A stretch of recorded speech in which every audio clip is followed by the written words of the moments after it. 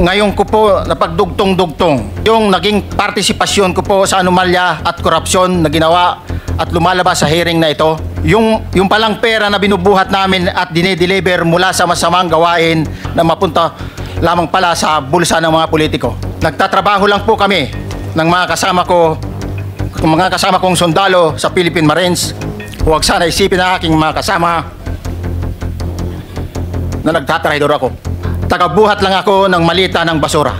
Ang ibig sabihin ng basura ay malita na may lamang pera. Pagkatapos naming may baba ang nasabing basura, ipinapasok sa bahay ni Congressman Saldico sa Valle Verde 6 at binibilang ni Mark at ni Paul. Ang bawat malita ay may lamang humigit kumulang 48 million pesos. Alam ko na ang laman ng malita ay pera sapagkat nakita ko si Paul na binuksan ang malita at inilabas ang laman para bilangin. Pagkatapos, mabilang ang sinasakay namin sa mga sakyang patungo sa Horizon Residence, nag-akyat kami ng 46 na malita. Ibababa lamang namin ay 35 malita para i-deliver sa bahay ni House Speaker Martin Romualdez. Mr. Chair, I am going to consume my time by making a disclosure. Kahapon po, mga pasado po 2:00 ng hapon, tumawag po sa akin si former Congressman Mike Defensor. Tinanong ko po kung ano ang kailangan niya. Meron daw pong isang tao na matagal na po niya kung gustong kausapin para sa isang paglalahad ng kanyang nalalaman tungkol po sa ating iniimbestiga sa committee ito. Sabi ko, madali ba yan kasi meron kaming session, mag-uumpisa yun ng 3:00. Sandali lang ito, sabi niya, kasi nandito lang naman kami rito sa may Golden China. Ito pong restaurant malapit sa atin. Mga 5 minuto lang po siguro mararating natin. So ako po nagparaya at pinuntahan ko kung sino yung sinasabi niyang tao. Kasi po meron na raw po siyang draft na salaysay na kung gusto ko raw pong makita. So Mr. Chair, ako po ay nagpaunlak para makita kung talagang meron ng ganung tao at meron nga siyang gustong isalaysay. Nakita ko po yung tao at pinabasa niya po sa akin yung isang salaysay na nakaporma na po. Binasa ko po. Yun pong salaysay na yun ay nagsasabi ng kanyang pagkalungkot at siguro pagkabahala, sabi niya, na bakit nangyayari sa ating bansa ito. At nalulungkot siya, Mr. Chair, sapagkat meron siyang partisipasyon doon eh. At nung nakita ko ang kabuuan ng kanyang salaysay, meron po siyang personal na kaalaman para ikonekta si Representative Saldico kay former Speaker Martin Romualdez. Sabi ko, hindi ako pwedeng magtagal, nabasa ko na ito, hahabol ako sa aming sesyon, 3:00. Pero kung talagang ikaw ay voluntaryo mong gustong gawin yan, sang-ayon sa iyong nilalahad dito, di sige, i-finalize mo yan. At gusto ko, ipanotaryo mo sapagkat hindi po pwedeng hindi notaryado yan. At kung buo ang loob mo at talagang yan ay matagal mo nang iniisip, pumunta ka ako bukas ng umaga sapagkat meron kaming pagdinig. Mr. Chair, nandito po yung tao at hawak ko po yung ilang piraso ng kanyang sinumpaang salaysay. Kung po pwede po sana natin siyang tawagin ngayon, para ngayon siya po ang mismo maglahad ng kanyang salaysay sa ating gitna. Okay, you may call him. Mr. Chair, I'm calling Mr. Orly Regala Gutesa para po humarap siya sa atin. Mr. Gutesa, kayo po ay umupo dito sa may gitna. Pakibigyan mo ng copy si Mr. Chair. Bigyan mo si Chair. Mr. President. Bigyan mo si Mr. President.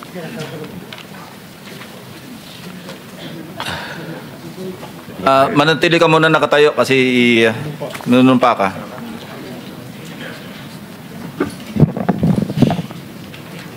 Raise your right hand. Yeah. Do you swear or affirm to tell the truth, the whole truth, and nothing but the truth in this proceeding? Yes, sir. Salamat. Take your seat, please. You may proceed. You may continue. Salamat po, Mr. Chair. Mr. Gutesa, kanina ako'y nagpapaliwanag para ipakilala kita. Narinig mo yung aking sinabi? Yes, Your Pwede mo Honor. bang i-confirm na kung ano yung sinabi ko ay yun nangyari kahapon? I confirm, Your Honor. Salamat po. At ngayon po ay hawak ko nga ang inyong sinumpaang salaysay na nung draft ito ay binasa ko. Ganun din nga po at wala namang pagbabago. At gusto ko lamang pong sabihin ninyo na mayroong pirma sa ibabaw ng pangalang Orly Regala Gutesa. Kayo po ba ang nagpirma nito? I confirm, Your Honor. At gaya po ng sinabi nyo sa akin kahapon, voluntaryo ninyong ginawa ito. At wala namang namilit sa inyo. At katotohanan yan, ako nga po ay ininyayahan nyo para makita ko yung inyong salaysay. Yes, Your Honor. Ito po ay pinanotaryo ninyo. Nakikita ko rin po. Totoo po ba itong notaryong ito? Totoo po, Your Honor. Okay. Ngayon, kayo na po ang magbasa para sa ganun ay marinig po ng buong kapulungan. Pwede po niyong basahin ang inyong salaysay. Maraming salamat, Your Honor. Mr. Chair, can he proceed? He may proceed. Ako po'y nagpapasalamat sa pagkakataong ito. Sa Senate Blue Ribbon Committee, Senador Ping Lacson, sir. At sa iba pang member na nandito po. Ako po si Orly Gutesa, may asawa, nasa tamang edad, Pilipino. Makatapos makapanumpa na ngayon sa umiiral na batas ay nagsasaad at naglalahad ng gaya ng mga sumusunod. Ako po ay lumabas upang magsalita sa isyu na ito. Bilang isang dating sundalo, inalay ko ang aking buhay para sa ating bansa. Sa pagkakataong ito, nagdesisyon akong magsalita at maglabas dahil ayokong maging masama ang kinabukasan ng aking mga anak, apo ko sa darating na panahon. Ayoko pong naririnig ko at napapanood ko sa pagdinig ng Blue Ribbon Committee.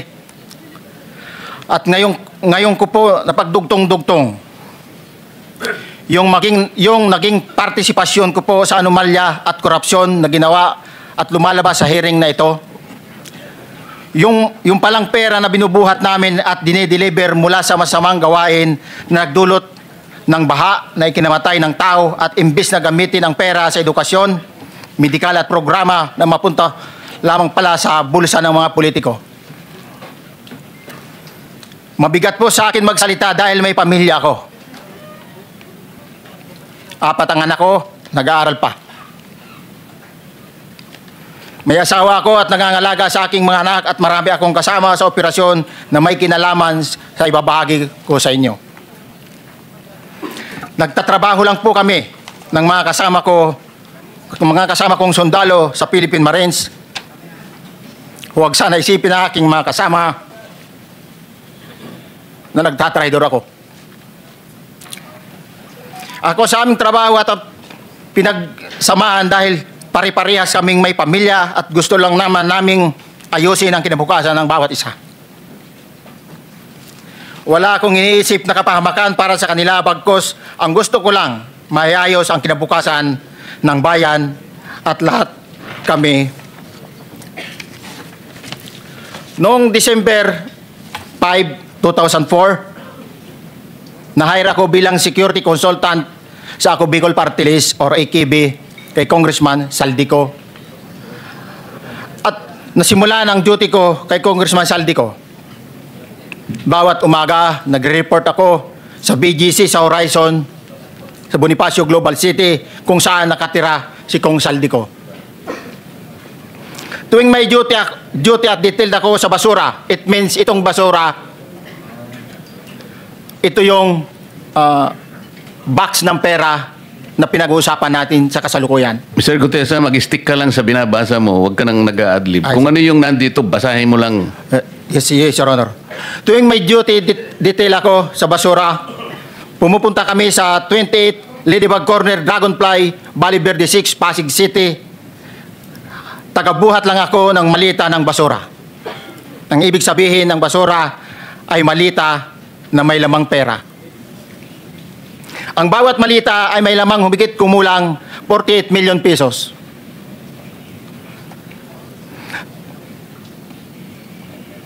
Ang bawat malita ay may post-it na nakadikit na nakasaad kung magkano ang laman ng bawat malita. Tuwing may duty detail sa basura, may pumupunta na tao na magde-deliver ng basura at nire-receive ni John Paul Estrada at Mark Tiksay. Ang mga executive assistant ni Congressman Saldico at sila ang mga detailed sa mga ganyang activities. Ang mga nangyayari kapag duty kami sa basura, kalimitang dinadala sa bahay ni Congressman Saldico sa Valle Verde 6 at tinatanggap naman ni Mark at ni Paul. Pagkatapos naming may baba ang nasabing basura, ipinapasok sa bahay ni Congressman Saldico sa Valle Verde 6 at binibilang ni Mark at ni Paul. Alam ko na ang laman ng malita ay pera sapagkat nakita ko si Paul na binuksan ang malita at inilabas ang laman para bilangin. Ang isang ehemplo na nagdala ng pera ay si Congressman Eric Yap ng AXIS Party List. 46 na malita ang dala niya sa bahay ni Congressman Saldico sa Valle Verde 6. Pagkatapos mabilang, isinakay namin sa mga sakyang patungo sa Horizon Residence sa Taguig at dumiretso kami sa basement upang may baba ang nasabing basura. Bago ibaba ang nasabing basura, ito Merong napuputol sa binabasa mo eh. Huwag kang magmadali. Huwag kang magmadali. naputol na. Ulitin mo yung paragraph 20. Wala na ako na. Hindi ko makita na putol na siya.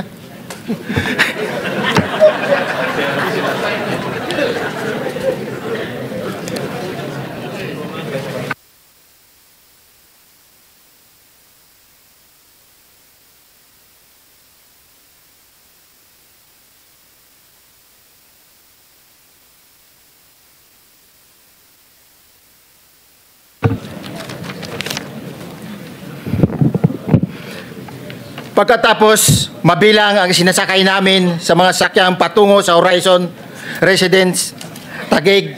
Pagdating sa Horizon Residence, dumidiretso kami sa basement upang maibaba ang nasabing basura at dalhin sa unit ni Congressman Saldico sa 56th floor sa nasabing lugar kung saan siya nakatira. Bago ibaba ang nasabing basura, ito ay bawas na. Halimbawa, nag-akyat kami ng 46 na malita. Ibababa lamang namin ay 35 malita para i-deliver sa bahay ni House Speaker Martin Romualdez sa 42 McKinley Street, Taguig. Ang labing isang malita ay naiwan sa taas ng 56th floor sa Horizon Residence. Humigit kumulang 3 beses ako mismo ang nag-deliver ng basura sa bahay ni Congressman Saldico, sa Horizon Resident at sa mga bahay ni Speaker Romualdez sa 42 McKinley Street, Taguig. Mas maraming pagkakataon na nagde-deliver kami ng basura sa bahay ni Speaker Romualdez at sa bahay ni Congressman Saldico dahil iba-iba kaming mga nakadetailed na close-in, backup at advance party na nagkakaroon ng rotation. Sa huli, ako po ay nagnanais na mapasailalim sa Witness Protection Program dahil alam ko po nanganganib ang buhay ko at ang aking pamilya sa ginawa kong paglalahad na ito. Sa katotohanan na ang lahat ay nilagdaan ko, ang salaysay na ito ay kusang loob at walang anumang pamimilit at bunsod lamang ng hangarin matulungan ang ating bansa. Ito po ay nilagdaan ko, Your Honor. Thank you, Orly. Before you proceed, meron lang ako ipapakitang litrato sa iyo, no? I-confirm mo, kasama na rin si Bryce, kung yan ba si Paul na binabanggit mo. I confirm, Your Honor.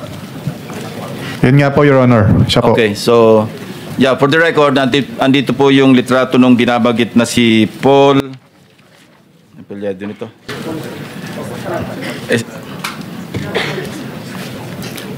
John Paul Estrada, di ba? Yes, Your Honor. Oh, sige. Thank you very much. You may continue, Senator Marcoleta. Thank you, Mr. Chair. Mr. Gutesa, dito sa iyong paglalahad ay gumawa ka ng isang paghalimbawa. Inihalimbawa mo si Congressman Eric Yap, ngunit isang tagpo lang yun eh. Ikaw ay na-hire ni Representative Saldico, sabi mo rito ay December 5, 2024 pa. Yes, Your Honor. Sa pagkakaalam mo, mga ilang beses kayong gumagawa ng bagay na ito. Ibig sabihin, yung pagdi-deliver ng pera, sa natatandaan mo, gaano kadalas ang pagdi-deliver? Kasi ang ginawa mo kanina ay isang example lang. Pwede mo bang ipaliwanag? Your Honor, minsan kasi pag-duty kami, ang actual ko na deliver talaga sa bahay ni Congressman Romualdez is 3. Tapos pag may duty kami, nagkakaroon ng detailed. Minsan namumonitor ko doon sa group chat namin, may basura tayo deliver. Minsan namumonitor ko siya is 3 times a week ang delivery doon sa Forbes, sa bahay ni Kung Sal, ni Kung Romualdez. Yung pera minsan nanggagaling lang doon sa horizon sa taas, ibinababa. Tapos may detail lang na tao, namumonitor ko naman sa GC namin. Kaya nalalaman ko yung movement ng tropa, kung ano yung sinasabing basura ng delivery, Your Honor. So yung delivery o yung movement ng tropa nagaganap average 3 times a week. 3 times a week, Your Honor. Nagsimula noong December 2024. Yes, Your Honor. Hanggang ngayon ba ay naglilingkod ka pa kay Representative Saldico? Sa kasalukuyan po ay nag-resign po ako noong August 5, itong taon po na ito. So, maliwanag ba ang ibig mong sabihin para sa kapulungan ito ay nag-a-average ng 3 beses sa loob ng isang linggo ang pagdi-deliver ng pera kay Representative Saldico at tuloy-tuloy naman doon sa bahay ni former Speaker Martin Romualdez sa ganong rate, ganong beses, 3 beses sa loob ng isang linggo. Yes, Your Honor. Magmula December 2024 hanggang ikaw ay mag-resign noong August 2025, this year. Yes, Your Honor. Mr. Chair, Senator Marcolita, short Yes, interjection. with the permission of Senator Marcoleta. Thank you, may Mr. proceed. Chair. May maibigay ka ba na pangalan? Kasi ang sinasabi mo lang ngayon, as far as you're concerned, during ikaw ay nagdo-duty, nagro-rotation basis yung duty. So pag wala ka, absent ka, iba ang nagdo-duty, iba rin ang nagtatanggap sa pera at nagdi-deliver. Am I correct? Senator De La Rosa, may I just remind you na isang follow-up. Pero kung gusto mo ituloy at pahig si Senator Marcoleta, naka-charge sa oras niya yung mga susunod na tanong. Okay? Oh, okay lang. Okay lang. Sige, boss. Meron Nahirap lang pa naman namang- ako sa iyo. Go ahead. Meron ka pa namang 4 na minuto pa mahigit yan. Yes, sir. So, sige. Very quick lang. So, pag hindi ka duty, may ibang nag-deliver ng pera kay Saldico at kay Speaker Romualdez. Pag nangyayari yan, sir, pag hindi ako duty, may makadetail talaga sa basura na yan. Pero ang authorized lang na mag-deliver at mag-receive niyan is yung 2 tao na binanggit ko, which is John Paul Estrada and Mark Tiksay. Okay. Thank you, Mr. Chair. Thank you, Senator Marcolita. Mr. Gutesa, sa panig ng pagdi-deliver sa bahay ni former Speaker Martin Romualdez, sinong tao ang nagre-receive? Sa mga ganun, sir, ang may contact, Your Honor, is yung si Paul at si Mark lang ang may contact doon sa receiver. So pagdating doon, nakabukas na yung gate doon sa Forbes, pumapasok na lang kami. Then, pag nabuhat na namin yung mga malita na ibaba na, so lalabas na kami. Wala na kaming basta may deliver lang namin yung mga basura doon sa bahay, wala na kaming noon, Your Honor. Alin-aling bahay Yung ang 42. pinagdi-deliveran mo sa panig ni former Speaker Martin Romualdez? Yes, Your Honor, yung 42, yung dito sa may Forbes Park. Yun lang? Wala nang iba? Mayroon pa yung bago nakaraan doon sa 19 Nara, yung dating bahay ni Michael Yang. Sa pagkakatanda mo, mayroon pang ibang lugar na kung saan nagdi-deliver kayo? Sa Aguado, dyan sa Malacanang. Aguado? Excuse me, Senator Marcoleta. Sino Michael Yang? Yung dating sa Pugo yata yon. Sa? Yung dating sa Pugo. Yung Michael Yang. dating bahay ni Michael Yang. Dating bahay. Yes, Your Honor. Okay, thank you. Ibig mo sabihin, nabili ni Speaker Martin yung bahay ni Michael Yang? Allegedly, Your Honor. Pero paano mo alam na bahay ni Speaker yon? Kasi doon na nagde-deliver yung tropa nung hindi na nagde-deliver doon sa 42, Your Honor. Ngayon, sinasabi mo meron kayong chat. Nagagamit mo yung chat para ma-monitor mo yung rate ng delivery at kung sino-sino yung nagdi-deliver? During the time nung nandoon pa ako, Your Honor. Mr. Chair, salamat po at baka meron pa pong Thank you. gustong itanong ating May mga kasama. papakita pa ako isang litrato pa, no? Identify mo lang siya. Sino yan? Mark Tiksahi, Your Honor. Meron pa ba nakakakilala sa kanya bukod sa'yo? Dito? Wala. Nabanggit kasi ni Engineer Alcantara rin dito eh. Sa salaysay mo noong September 23, sinasabi mo, hindi ko po siya na-meet during pagdadala. Ang tao niya po ay may alias lang na Paul at Mark. Na-meet mo ito si Mark, Engineer? Sa Valle Verde po, once lang po. So, kinukonfirm na si Mark Texa ito? Mark po and Paul, karaniwan po ng... Okay, thank you. Thank you, Senator Marcola. Mr. Chair, may tatanong lang po kung Yes. with the permission of Yeah, okay. Senator Marcoleta. Mr. Orly, sabi niyo po 46 na maleta na nagkakalaman po ng 48 million bawat isa. Tama po ba? Based doon po sa level nung malita na nakita ko, Your Honor. Paano po nalaman ninyo na 48 million po ang laman ng bawat isa? Kasi bawat malita po, mayroon siyang post-it na nakalagay, may sign na 48. Lahat po yun may 48. Yes, Your Honor. So, yung 46 maleta, 48 million ang laman ay nagkakahalaga po ng 2.2 billion. Alam niyo po ba yan kung 3 times a week ang sinasabi ninyo, ang delivery? Based sa my experience, doon lang ako naka-experience ng 46 nung time na yon, Your Honor.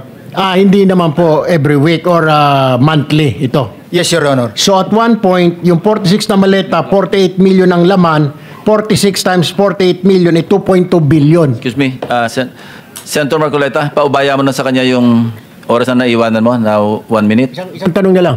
Sige, okay. 2.2 billion. Ganun po yung multiplication eh. Siguro, Your Honor, yun ang lumalabas.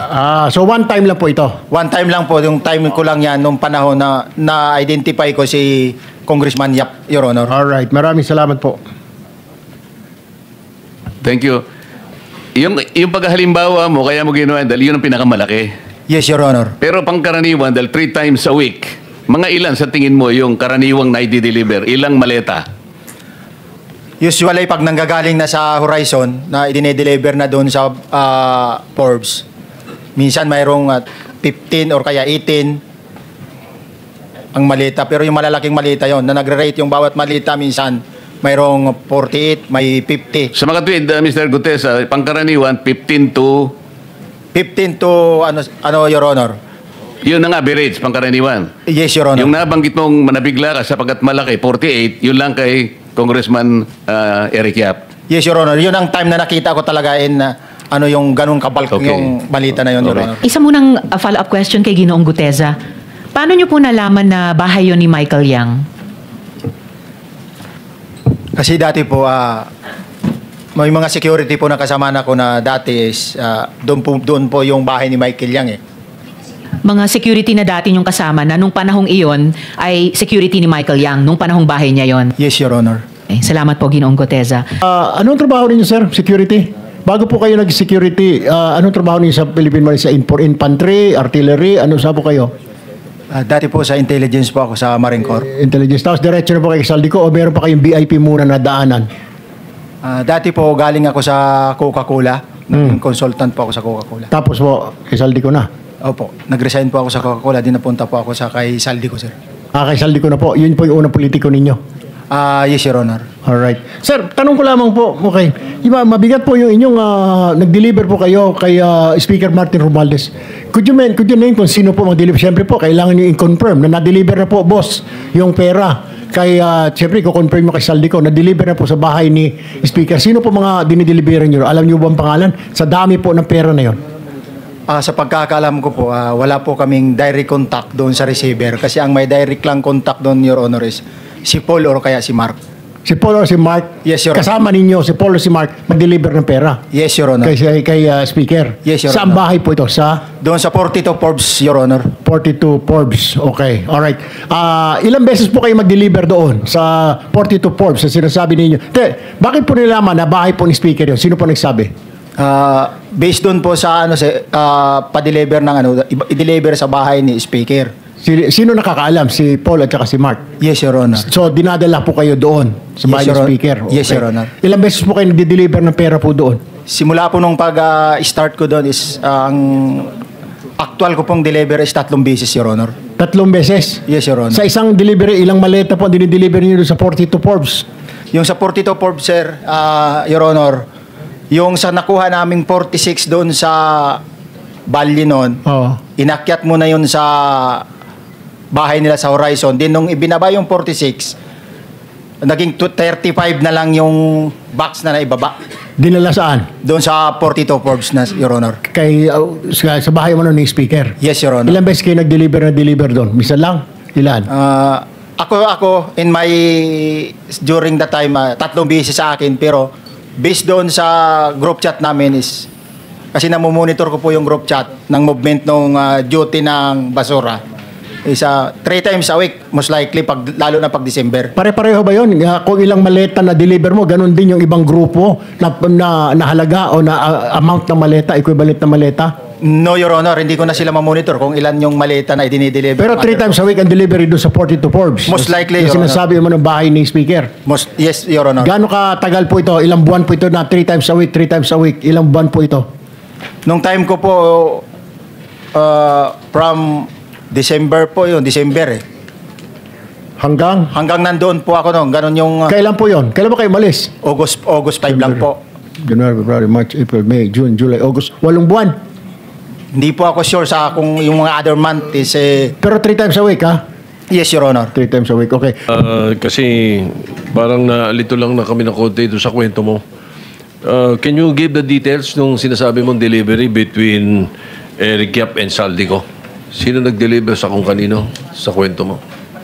Nung part of December, sir, ng 2024, doon ko po na aktuhan si Congressman Yap na siya mismo ang nag-deliver doon sa Bali Verde 6 ng 46 na maleta na naglalaman ng yung level kasi ng maleta may nakalagay na po sa 8, may nakasulat na 48 siya eh. Pagkatapos nung binuhat na namin yung maleta na yon, inilagay doon sa bahay, binubuksan ni Paul yun sa binibilang. Kaya Teka. na-notice ko na Okay. Sabi mo galing kay Eric Yap? yes, Your Honor. From one congressman to another. Saan nyo kinuha kay Eric Yap yung 46 na baleta? Dineliver lang niya po, kita lang po kami doon sa sa Bali Verde 6. Dinala niya lang yung mga maleta na yun doon sa Bali Verde 6 during the time. Tapos kayo ang nag-deliver sa... Nung inilipat po namin sa sakyan, dinala na namin sa Horizon yung mga maleta na yun. Yun yung 46 na sinasabi mo. Yes, Your Honor. Okay, thank you. Mr. Chair, I just want to make addition, yung mga clarification po na gano'n. Kasi po sa Kongreso, siguro alam din po ito ni Congressman, ni Senator Dante Marcoleta, magkasama po kami. Uso po yung bilihan ng budget sa Congress. Bilihan ng budget? Opo. The budget po, si Senator Marcoleta can-attest to this. Kaya po minsan, paghapon, pagpanoodin nyo po sa TV, paikot-ikot po mga kasamahan namin sa Kongreso, yun pala, lalapitan yung isa, may budget ka ba natitira dyan? Akin na lang. 20%. Parang gano'n susubasta. Yun po ang pagkakaalam ko, Mr. Chair. Thank you for the education. Hindi Mr. namin alam Chairman. sa Senate yun, Point of information. Mr. Point of Chair, information. Yes, sir. Intervention lang, intervention. Yes. Just information. Mr. Orly, bakit kasi yung na-highlight mo yung 48 lang? Sabi mo naman, halos 3 beses sa isang linggo, meron delivery. Bakit yung lamang alleged delivery ni Rep Yap ang parang yun ang natandaan mo?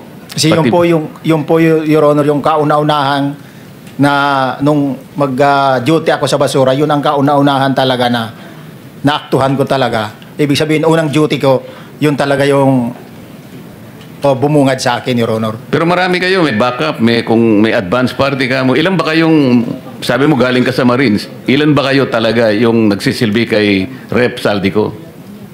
Total ko parang nasa 90 plus eh.